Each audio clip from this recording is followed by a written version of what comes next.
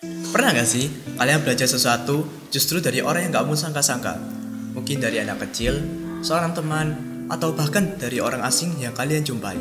Sebuah gagasan tampak sederhana, tapi punya makna yang sangat dalam. Bahwa setiap orang tanpa kecuali adalah murid yang terus belajar, dan sekaligus guru yang bisa memberi pelajaran bagi orang lain.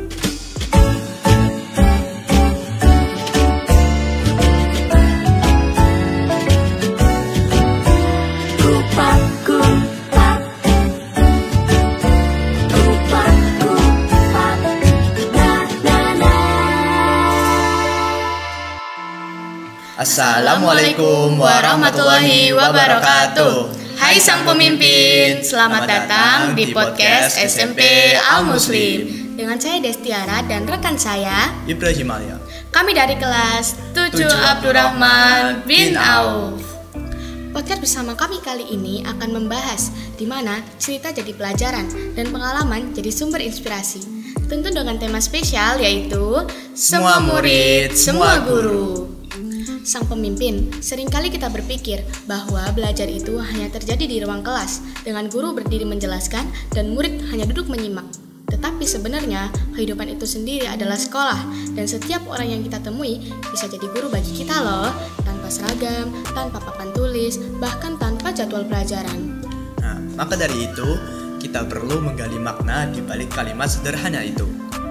Kita akan bicara soal bagaimana setiap orang punya sesuatu yang bisa diajarkan dan bagaimana kita sendiri pun bisa terus belajar dari siapa saja, termasuk dari hal-hal yang kecil yang sering kita abaikan. Nah, untuk ngobrolin lebih dalam tentang tema kita hari ini, yaitu Semua Murid, Semua Guru, kita nggak sendirian nih. Sudah hadir bersama kita seorang narasumber yang sangat luar biasa. Beliau juga merupakan alumni SMP Al Muslim loh teman-teman. Assalamualaikum Kak. Waalaikumsalam. Bagaimana kabarnya hari ini? Alhamdulillah baik. Terima kasih kakak sudah berkenan hadir dan menjadi narasumber podcast hari ini. Mohon izin, sebelum kami bertanya, izinkan rekan saya untuk membacakan profil kakak terlebih dahulu. Baik sang pemimpin, hari ini kita kedatangan narasumber yang sangat inspiratif, yaitu Kak Rifda Hanifah, seorang lulusan terbaik dari Politeknik Kesehatan Kemenkes Surabaya, jurusan Kesehatan Lingkungan. Kak Rifda juga memiliki pengalaman luas loh, terutama di bidang kesehatan lingkungan dan K3, mulai dari magang di rumah sakit, puskesmas, industri, hingga lembaga pemerintah seperti BPKK Tuban dan PT Trakindo Utama. Saat ini beliau juga aktif sebagai asisten dosen, membantu pengembangan materi kuliah dan kegiatan akademik. Bersama Kak Rifda, hari ini kita akan membahas bagaimana setiap orang bisa saling belajar serta berbagi pengetahuan dan tumbuh bersama sebagai murid sekaligus guru. Masya Allah, sangat luar biasa sekali. Kak, kalau kita bicara soal semua murid, semua guru, apa yang pengalaman pertama yang terlintas di benak kakak? Mungkin sebuah momen atau di mana kakak merasa belajar dari seseorang yang secara latar belakangnya bukan guru. Oke, baik. Pengalaman pertama yang langsung terlintas di benak saya yaitu dari orang tua saya sendiri. Sejujurnya saya ini bukan orang yang berani mencoba akan hal-hal baru. Selalu kayak ada rasa takut, terus pikiran-pikiran negatif itu sering muncul dalam diri saya sendiri gitu. Nah, ada salah satu momen yang paling berkesan pada saya waktu saya SMA waktu itu. Waktu itu saya ditawari untuk menjadi pemain keyboard dalam sebuah tim qasidah yang dimana saya sendiri bukan pemain yang hebat sebenarnya, bisa dibilang biasa saja gitu. Nah, saya sempat merasa minder, bahkan nggak layak untuk gabung tim tersebut gitu, karena kan timnya juga untuk lomba di tingkat provinsi. Nah, tapi pada saat itu orang tua saya memberikan dorongan yang luar biasa kepada saya. Kami juga sempat diskusi cukup panjang diskusinya. Mereka juga bilang seperti ini, kita nggak perlu harus siap 100% untuk memulai sesuatu. Kita nggak akan tahu potensi kita kalau kita nggak mencoba. Kita juga nggak perlu nunggu untuk sempurna untuk berani memulai. Akhirnya saya terima tawaran itu. saya dengarkan ucapan orang tua saya. Nah, saya berlatih sungguh-sungguh dan alhamdulillah bisa tampil dengan baik dan menjadi juara pada saat itu. Nah, dari situ saya belajar bahwa guru itu bisa datang dari mana saja, bahkan dari orang tua kita sendiri.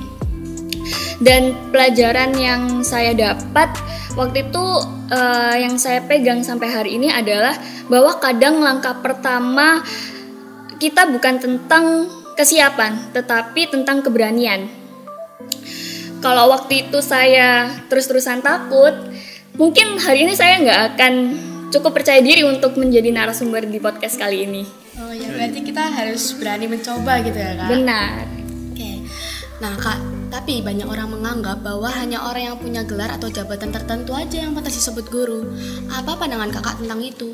Dan bagaimana Kak memaknai siapa yang layak disebut guru dalam hidup Kakak? Menurut saya, guru itu nggak terbatas pada gelar ataupun jabatan. Guru bisa saja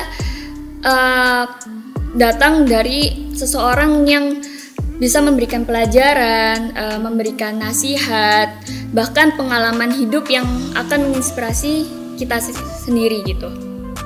Nah, saya sendiri sering gitu belajar dari orang-orang yang mungkin bisa dibilang nggak dianggap guru oleh orang lain gitu, seperti teman, adik tingkat, kemudian bahkan dari pasien atau masyarakat yang saya temui pada saat magang gitu. Bahkan anak kecil pun itu bisa menjadi guru saat ia mengingatkan kita akan kejujuran atau keadilan sesama manusia. Buat saya yang layak disebut guru adalah mereka yang mampu menginspirasi dan membentuk cara berpikir atau sikap hidup kita. Jadi bukan soal siapa dia, tapi apa yang menginspirasi dia untuk kita sendiri gitu. Apa yang kita bisa pelajari dari dia. Oh, seperti begitu ya. Oh iya, kalau boleh tahu nih, bagaimana cara kakak membangun budaya saling belajar di lingkungan kakak, baik di rumah, komunitas, atau pekerjaan? Saya percaya bahwa budaya saling belajar itu dimulai dari sikap terbuka. Di lingkungan kerja atau kampus, saya berusaha untuk menciptakan suasana di mana semua orang merasa aman untuk bertanya dan berbagi tanpa takut dinilai. Nah, saya juga terbiasa bertanya balik atau meminta pendapat dari rekan kerja saya atau mungkin yang lebih muda atau baru di saat itu gitu. Nah, karena seringkali ide segar itu datang gitu loh dari mereka ya kan. Nah, intinya itu saya tuh berusaha untuk terus mendengarkan. Jadi nggak cuma memberi, tapi juga mendengarkan dari mereka gitu. Saling belajar itu bukan soal siapa yang lebih pintar, tetapi siapa yang mau saling tumbuh bersama. Wah, luar biasa sekali ya penjelasan dari Kak Rifda ini. Iya. Sebelum kita tutup, bagaimana kakak mendefinisikan semua murid, semua guru menurut versi kakak pribadi? Semua murid, semua guru ya. Oke. Nah, semua murid, semua guru buat saya adalah pengingat bahwa dalam hidup ini kita nggak pernah berhenti belajar. Dan kita juga selalu punya hal yang bisa dibagikan kepada orang lain. Meskipun saya sekarang menjadi asisten dosen, tetapi saya tetap merasa sebagai murid. Saya tetap belajar dari mahasiswa, terus dari dosen senior, bahkan dari tantangan pekerjaan saya sehari-hari.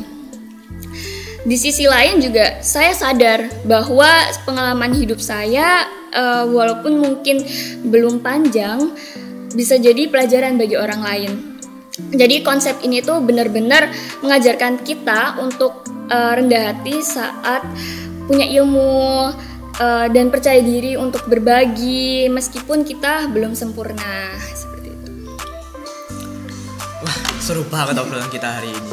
Terima kasih sudah menemani kami dalam obrolan bersama Kak Rifda Hanifa.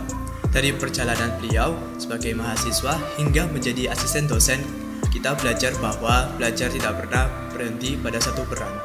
Nah, Kak Rifda adalah contoh nyata ya bahwa setiap pengalaman bisa menjadi ruang belajar. Karena dalam dunia yang terus berkembang ini, kita semua adalah murid dan di saat yang sama kita semua bisa menjadi guru untuk diri sendiri, untuk sekitar, bahkan untuk dunia. Semoga cerita hari ini membuka wawasan dan menyalakan semangat kita untuk terus belajar, berbagi, dan tumbuh bersama. Terima kasih Kak Hanifah. Sama-sama. Saya Gilang. Dan saya Rara, pamit undur diri. Apabila ada salah kata, mohon dimaafkan. Sampai jumpa di episode podcast selanjutnya. Wassalamualaikum warahmatullahi wabarakatuh. Dadah.